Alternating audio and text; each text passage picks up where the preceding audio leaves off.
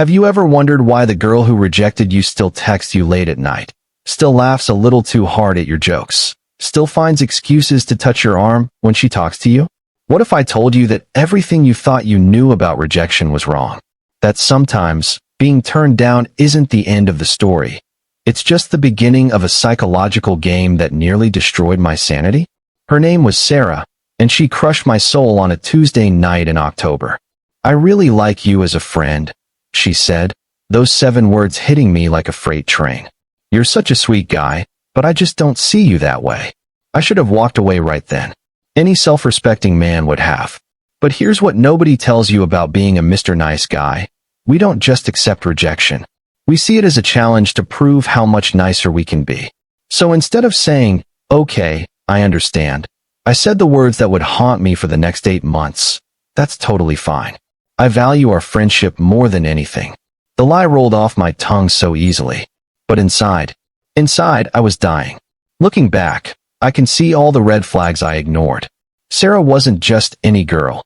She was the girl who had me completely wrapped around her finger without even trying. We'd met in college, in one of those boring literature classes where she sat 2 seats away from me.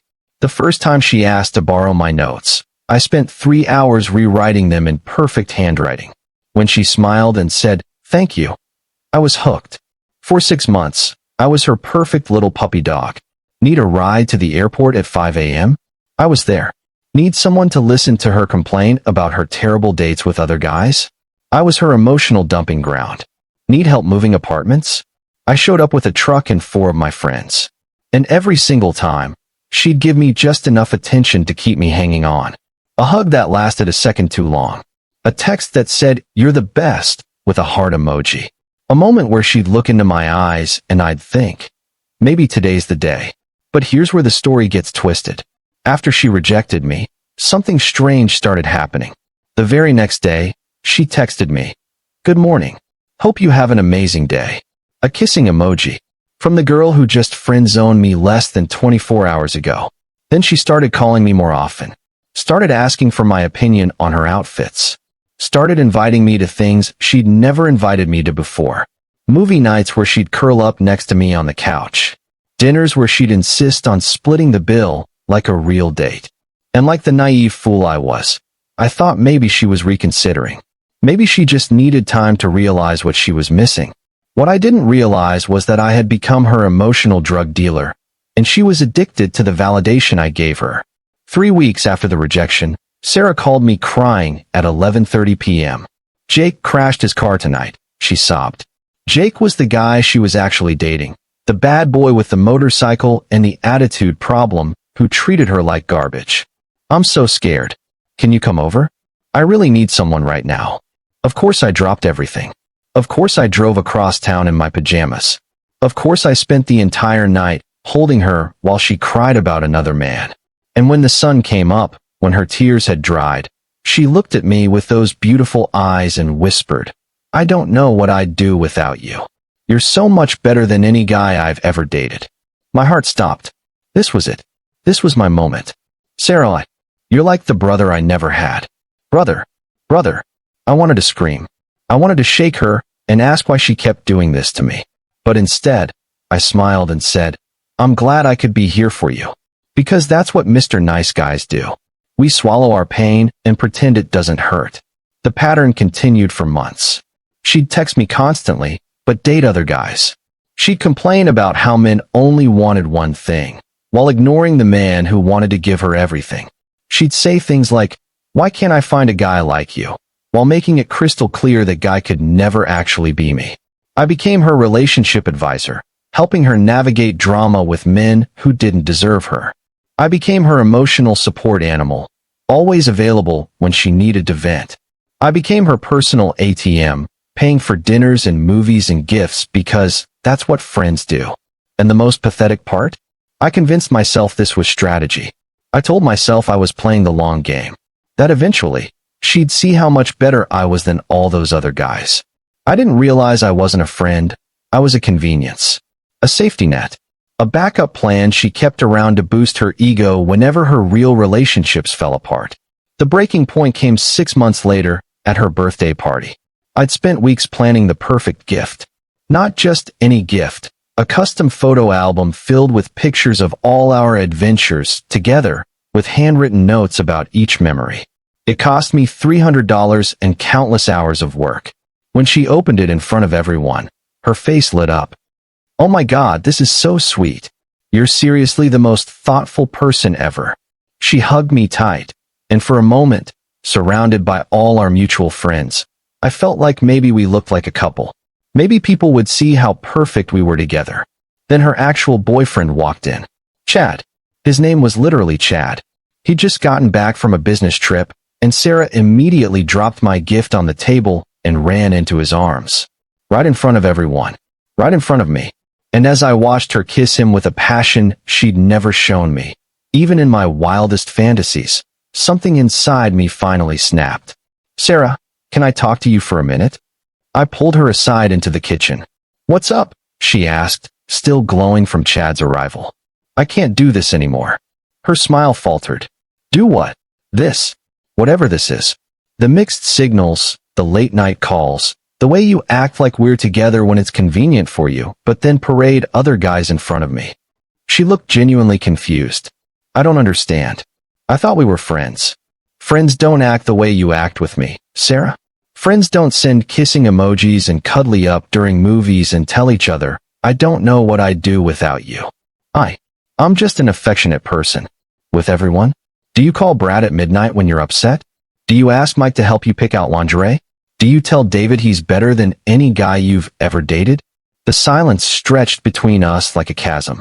"I thought you said you were okay, just being friends." And there it was. The truth I'd been avoiding for 8 months. She knew exactly what she was doing. "You're right," I said quietly. "I did say that. But I lied. And you knew I was lying." She started to protest, but I held up my hand. "Every time you needed something, who did you call? Every time you wanted to feel beautiful, whose attention did you seek? Every time you felt insecure about those other guys, who did you run to for validation?" Her eyes filled with tears, but they weren't tears of sadness. They were tears of someone who'd been caught. "I never meant to hurt you. But you did. Over and over again. And the worst part is, I let you. Because I thought if I was nice enough, patient enough, available enough, you'd eventually choose me." I took a deep breath, feeling words I'd never had the courage to say finally forming on my lips. "But I finally understand something, Sarah. You don't want a nice guy. You want a nice guy's benefits without any of the commitment. You want someone to worship you while you give your heart to someone who treats you like crap. That's not fair, isn't it? Tell me something, Sarah. In all the months we've been friends, have you ever once asked me about my dating life? Have you ever tried to set me up with someone? Have you ever done anything to help me move on from you?" She was quiet. "Or did you like having me as your emotional tampon? Did you like knowing that no matter how badly other guys treated you, there was always one guy who would drop everything for you?" The tears were flowing freely now, but I couldn't stop. 8 months of suppressed anger and hurt were pouring out of me like a broken dam. "I enabled this, Sarah. I taught you that you could treat me like garbage and I'd still come running. I taught you that my feelings didn't matter as long as yours did. I made myself so available that I became invisible." Chad appeared in the doorway. "Everything okay here?" Sarah wiped her eyes and forced a smile. "Yeah, we're fine. Just catching up." Even now, even in this moment of brutal honesty, she was protecting his feelings while dismissing mine. And that's when I realized the most devastating truth of all. "You know what the really sick part is?" I said, my voice barely above a whisper. "I've spent 8 months thinking I wasn't good enough for you. Thinking if I could just be nicer, just be more patient, just be more understanding, you'd see my worth. But I was wrong. The problem isn't that I'm not good enough for you, Sarah. The problem is that you're not good enough for me." Her eyes went wide with shock. A woman who truly cared about me wouldn't string me along. Wouldn't use my feelings as her personal ego boost. Wouldn't keep me around as her emotional security blanket while giving her body and heart to men who don't even respect her. Chad stepped forward, but I ignored him. "You rejected me, Sarah. But you never let me go. Because letting me go would mean losing your favorite source of validation. And that was more important to you than my happiness, my dignity, or my chance to find someone who actually wants me. I pulled out my phone and held it up. I'm blocking your number. I'm blocking you on social media. I'm removing you from my life completely. Please don't do this, she whispered. I need you. No, you need therapy. Because using people isn't friendship, Sarah. It's manipulation. Walking out of that party was the hardest thing I'd ever done. Every step felt like I was ripping my heart out of my chest. But you know what happened next? Something amazing. For the first time in 8 months, I wasn't waiting for her text. I wasn't analyzing every interaction for hidden meaning. I wasn't planning my day around her needs and wants. I was free. The next few weeks were brutal. She tried calling from different numbers. She showed up at places she knew I'd be. She even had mutual friends reach out to check on me. But I held firm. Because I finally understood that the cruelest thing she'd done wasn't rejecting me. It was never letting me accept that rejection. She'd kept me in emotional purgatory, neither fully in her life nor fully out of it. And I'd let her, because I thought suffering for love made me noble. It didn't make me noble. It made me pathetic. Here's what I learned from this nightmare. When someone rejects you but keeps you around for attention and validation, they're not confused about their feelings. They know exactly what they're doing. And when you accept that treatment, you're not being a good friend. You're being an enabler. Real friends want you to be happy, even if it means losing access to your attention. Real friends encourage you to find love elsewhere.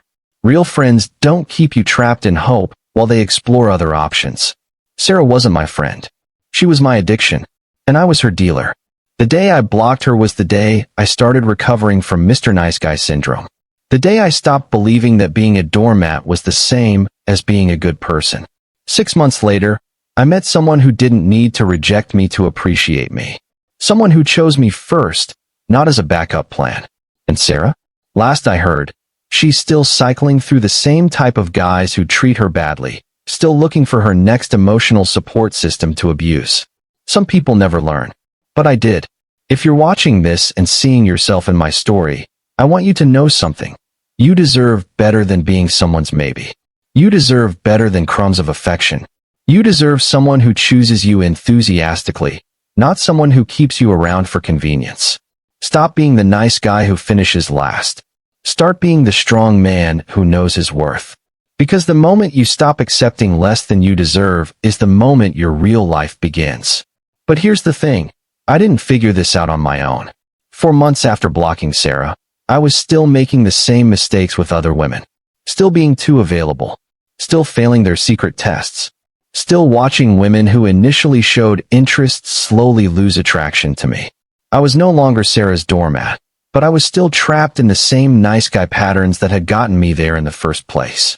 That's when I discovered something that changed everything.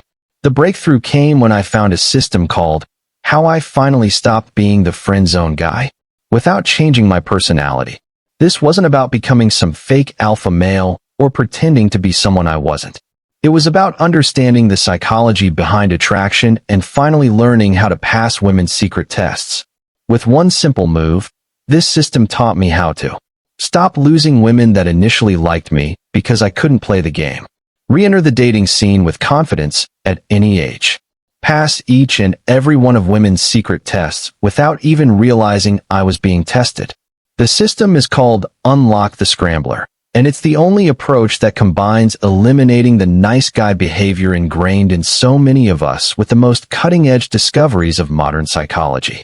It showed me how to gain genuine attraction from women, project real personal power, and avoid that soul-crushing, let's just be friends speech for good. If you're tired of being the guy who's perfect on paper but never gets chosen, if you're sick of watching women choose jerks over decent men like you, if you want to break free from the friend zone forever without losing who you are, then click the link below right now.